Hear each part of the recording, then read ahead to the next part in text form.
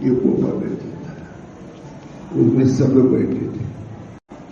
حال کی مولانا جاوید صاحب بھی رہتے تھے، مولانا عبدالوہی صاحب بھی رہتے تھے، قاری حبیب صاحب بھی رہتے تھے. کوئی مستثنا نہیں تھا. سب کے لیے تھا کہ ذکر اللہ کرے. ذکر اللہ نہایت مہم چیز ہے سلوک میں. بغیر ذکر کے کوئی کہیں نہیں پہنچتا. ہمارے حضرت خود ذکر کرتے تھے، بہت کرتے ہی رہتے تھے. تلاوت بھی کرتے تھے اور ذکر بھی ذکر تو فرماتے ہی رہتے تھے. تلاوت کے لیے باہر نکل جاتے تھے سیٹ لائن وغیرہ میں. زبردست حافظ تھے، ٹہلتے تھے، پڑھتے رہتے تھے. کبھی کوئی کہتے تھے کم و زمان ہم نے کل والی منزل بھی آج پڑھ لیا ہے. کبھی کبھی کہتے. بہرحال یہ خانقاہ ہے، مدرسہ ہے، یہاں ذکر اللہ کا بھی اہتمام ہونا چاہیے. فضول گوئی لایانی باتوں سے بچنا چاہیے. اپنے وقت کو کام میں لگانا چاہیے. بہت بڑی ضرورت کی چیز ہے. وقت کو لایانی باتوں میں نہیں لگانا چاہیے. سب سے بڑی بات یہ ہے کہ اس زمانے میں واہیات باتوں میں مشغولی رہتی ہے. گھنٹوں بیٹھے رہتے ہیں. وقت کا کوئی بدل نہیں ہے. ہر چیز کا بدل ہے لیکن وقت کا. اگر ظہر کی نماز آپ پڑھ رہے ہیں، چھوٹ گئی، ظہر کی اثر کو پڑھ رہے ہیں، پہلے پڑھ رہے ہیں، لیکن نماز کی تو قضا ہوئی لیکن وقت کی قضا نہیں ہوئی. آپ اثر کا وقت کہاں لے آئے؟ ظہر کی نماز کا وقت کہاں پایا آپ نے؟ اس بنا پر اللہ تعالیٰ سے دعا بھی کرنا چاہیے کہ اللہ تعالیٰ ہم سب لوگوں کو اپنے وقت کو کام میں لگانے کی کوشش توفیق مرحمت فرمائے. ہے تھوڑی دیر ہے ذکر اللہ کا وقت، کوئی زیادہ نہیں ہے. میں نے مولانا ابرار صاحب سے کہا، پوچھا ہوگا کیا کرتے ہیں کیا؟ میں نے کہا مغرب بعد ہم لوگ ذکر کرتے ہیں تھوڑی دیر تک. کہا تھوڑی دیر کیوں؟ جیسا میں نے بتایا تھا 10 منٹ 15 منٹ 20 منٹ میں. کہا کیوں؟ میں نے کہا تھا اتنے پر بھی آپ آمادہ نہیں ہوتے لوگ. اجتماعی اتنے پر بھی مطلب تو یہ مجبوری ہے. معاملہ نے مجھ سے خود کہا کہ اتنے قلیل ذکر فرماتے. میں نے کہا کہ اس سے زیادہ پر لوگ راضی نہیں ہوں گے. کہا ذکر اللہ پر راضی نہیں ہوں گے. بہرحال اللہ تعالیٰ ہم سب لوگوں کو جو یہ جگہ ہے اصلاح نفس کی ہے، ذکر کے تقصیر کی ہے. یہ نہیں کہ سرسری بہت. جب کوئی لکھتا تھا حضرت کے یہاں کہ حضرت وظیفہ پورا نہیں ہو رہا ہے، کہا کیوں وظیفہ نہیں پورا ہو رہا ہے؟ اس کی عظمت تمہارے دل میں نہیں ہے. کبھی تم مدرسے کے ناغہ نہیں کرتے کیونکہ تنخواہ کٹ جائے گی تو بیوی کو ناگوار ہوگا. حضرت کی جب رہی ہے اس بنا پر تم تب پابندی کرتے ہو. یہ بہت بڑے بڑے لوگ سے ہی خطاب کر کے فرمایا. اور رہا اللہ کا ذکر کون پوچھنے والا ہے، کریں نہ کریں. اس بنا پر یہ خانقاہ ہے، اس میں اپنے وقت کو مشغول رکھنا چاہیے، چاہے کتاب کے دیکھنے میں، چاہے ذکر اللہ میں. یہ بھی ہے ذکر ہے کہ تصویر لیے رہو، کچھ نہ کچھ تو ہو ہی جائے گا. اس کو معیوب نہ سمجھو، اس کو معیوب نہ سمجھو. اللہ تعالیٰ ہم سب لوگوں کو توفیق دے. یہ جگہ ہے مسئلہ، اسی جگہ ہے بھی اب نہیں ہے. اللہ تعالیٰ اس جگہ کو کرامت بنائے. اللہ تعالیٰ عافیت عطا فرمائے. یہ ذکر کا سلسلہ ہے، اللہ کا ذکر، ذکر اللہ اکبر. بہت حضرت کا مکان جہاں تھا اس کے بیچ میں مسجد پڑتی تھی، حضرت خانقاہ. تشریف لے جاتے تھے تو ہم لوگ ذکر کرتے رہتے تھے بالجہر. یہی وقت بالجہر سے قاری مبین صاحب بھی رہتے تھے، قاری عبدالسلام بھی رہتے تھے، جو بھی وہ رہتے تھے. تو اپنے لڑکیوں سے کہتے تھے کچھ لوگ ذکر کر رہے ہیں، بڑے خوشی سے کہتے تھے. بہت جیسے بہت بڑی بات. یہ دفعہ کیا ہوا، حضرت کہا میں تم لوگوں کا امتحان لوں گا. مدرسے والے ہم لوگ لگ گئے تکرار میں. 1 دن ہو گیا، 2 دن ہو گیا، تکرار میں لگے ہوئے ہیں. کہا خالی مدرسہ نہیں، خانقاہ بھی ہے. تھوڑی دیر ذکر کے لیے تو وقت نکالے ہوتے ہیں، تکرار پر تکرار کرتے تھے. ہم لوگ سمجھے کہ حضرت پر خوش ہو رہے کہ تکرار کر رہے ہیں. کہا خالی یہ مدرسہ نہیں ہے، یہ خانقاہ بھی ہے. اس وجہ سے کوئی نہ کوئی نکالنا چاہیے ذکر اللہ کا، اللہ کا ذکر، کسی اور کا نہیں ذکر. ولا ذکر اللہ ہے، کیا عمدہ اللہ نے فرما دیا. ولا ذکر اللہ اکبر. اکبر اسم تفریق سے اکبر من کل شیء. اللہ اکبر کا مطلب کیا ہے؟ جسے اللہ اکبر کہا جاتا ہے اس کا مطلب یہی ہے اللہ اکبر من کل شیء، اللہ سب سے بڑا ہے. اللہ کا ذکر سب سے بڑا نہیں ہوا ہے. ولا ذکر اللہ اکبر.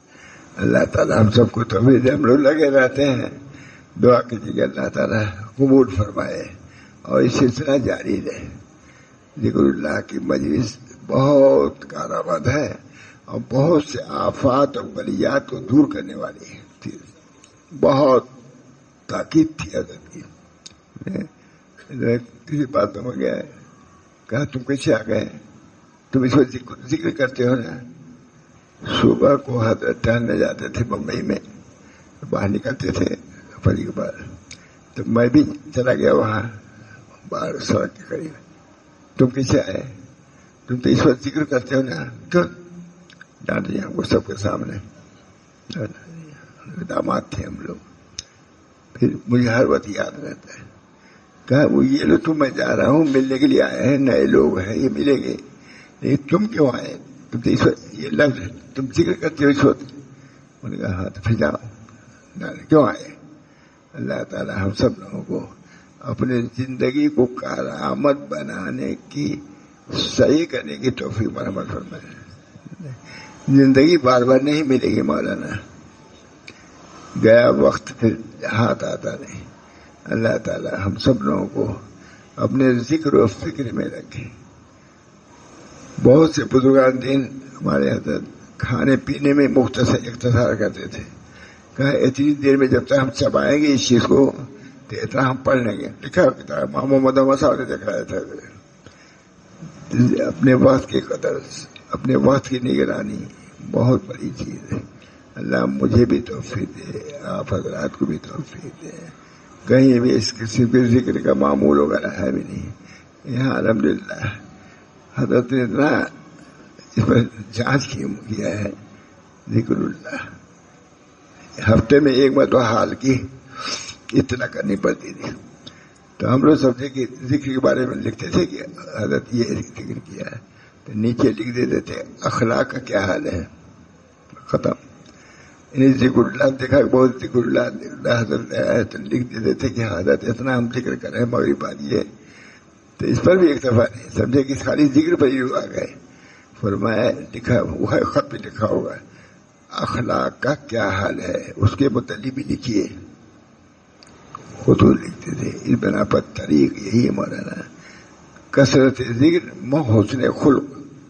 پورے خانقاہ کا خلاصہ یہ ہے، کثرت ذکر حسن خلق. حسن خلق اگر ذکر سے کبر پیدا ہو رہا ہے، یہ ذکر کارآمد نہیں ہے.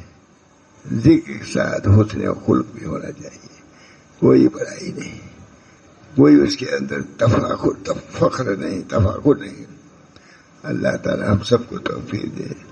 بس زندگی میں پہلی مرتبہ دوسری مرتبہ اسی میں نے کہا ہے، اپنے کو کہا میں نے، اپنے کو کہا.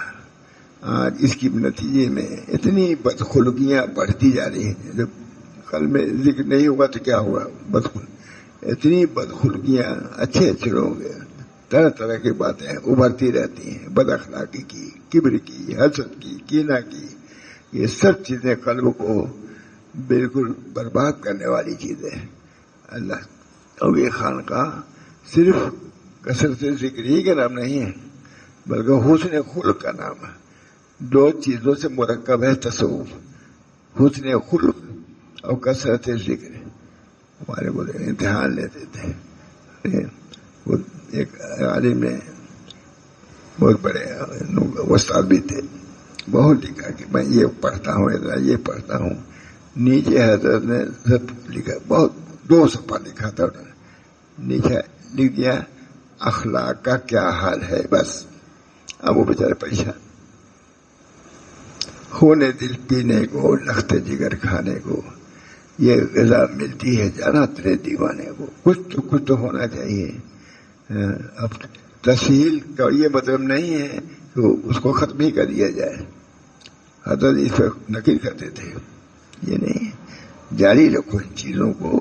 تسہیل ہے جہاں مجبوری ہو وہاں تو اس پر عمل کر سکتے ہو, لیکن کامیابی تو کام سے ہوگی نہ کہ حسن کلام سے ہوگی, ذکر کے التزام سے ہوگی, فکر کے اہتمام سے ہوگی. اور یہ سب کے لیے ضروری ہے, مجھ سے مردوں کے لیے بھی عورتوں کے لیے. عورتوں میں بھی یہ مضامین بیان کرنا چاہیے. عورتیں مستثنا نہیں ہیں. حضرت عائشہ مستثنا نہیں تھی کہیں کہ سب میں دوسری عورتوں کو بیان کر رہا ہوں, عائشہ سے بری ہے, خدیجہ بری ہے. وہ تو اور زیادہ عامل تھی. حضرت عائشہ خود پابند تھی سمجھی. حضرت خدیجہ نہایت ذاکرہ تھی. تمام عورتیں عجیب و غریب. تو مطلب یہ کہ اللہ تعالی ہم سب لوگوں کو اپنے ذکر و فکر کی توفیق دے, اپنے اصلاح کی فکر دے. اصلاح میں سب سے زیادہ آپ لوگوں سے درخواست کرتا ہوں, لجاجت سے دعا کیجیے کہ اتنے دنوں تک حضرت کی خدمت میں رہے. مولانا نکاح کے بعد ہی ہم کو ڈانٹا حضرت نے. چھوہارا نہیں لے آئے تھے. والد صاحب جانتے بھی نہیں تھے کہ نکاح کے بعد اب حضرت کی لڑکی سے نکاح ہوا تھا ہمارا, تو چھوہارا نہیں تھا. اب سب لوگ مانگنے لگے چھوہارا. تو والد صاحب کو تو معلوم ہی نہیں تھا کہ چھوہارا مارا جاتا ہے, مرد والے ہے. کہا تم کو کچھ نہیں معلوم. بولا پہلے ہی دن ڈانٹ دیا مجھ کو. بھائی نکاح ہوا, داماد بنا, ڈانٹ پڑی ہر جگہ. لیکن اسی نے پھر گھڑی بھی ایک دی ہے, گھڑی بھی مجھ کو دی ہے دوسری. لیکن ڈانٹا تم کو بھی نہیں معلوم کہ نکاح کے بعد چھوہارا بنایا جاتا ہے. وہ نہیں سمجھے, تم کو سمجھنا چاہیے تھا. یہ داماد کو ملا تھا. خون دل پینے کو لخت جگر کھانے کو, یہ غذا ملتی ہے جانا تیرے دیوانے کو. اللہ تعالی ہم سب لوگوں کو شریعت مطہرہ پر قائم دام رکھے, اور سنت کے مطابق چاہے شادی بیاہ ہو, چاہے مرنا جینا ہو, چاہے تجارت ہو, شریعت کا خیال رکھنا بہت ضروری ہے. جائز ہے کہ ناجائز ہے, علماء بھی موجود ہیں. یہ پے و شرع جو ہو رہی ہے جائز ہے کہ ناجائز ہے, ان چیزوں کا اہتمام ہم سب لوگوں کو ضروری ہے. اللہ مجھے بھی توفیق دے, میرے بچوں کو بھی توفیق دے, آپ لوگوں کو بھی توفیق دے. وآخر دعوانا, مارے کیسے میں نے بیان کر دیا جوش میں. آپ اپنی حالت پر نظر پڑی تو بیان کر دیا, گویا کہ اپنے کو میں نے متنبہ کیا. اللہ تعالیٰ مجھے خوب اصلاح کی توفیق دے, اور اس برکت سے, یہاں کی برکت سے اللہ تعالیٰ ہم سب کی اصلاح فرمائے. دعا کیجیے. اللہم صلی اللہ علیہ وسلم. اللہم الف بین قلوبنا واصلح ذات بیننا واہدنا سبل السلام ونجنا من الظلمات الى النور وجنبنا الفواحش ما ظهر منها وما بطن وبارك لنا في أسماعنا وأبصارنا وقلوبنا وأزواجنا وذرياتنا وتب علينا إنك أنت التواب الرحيم.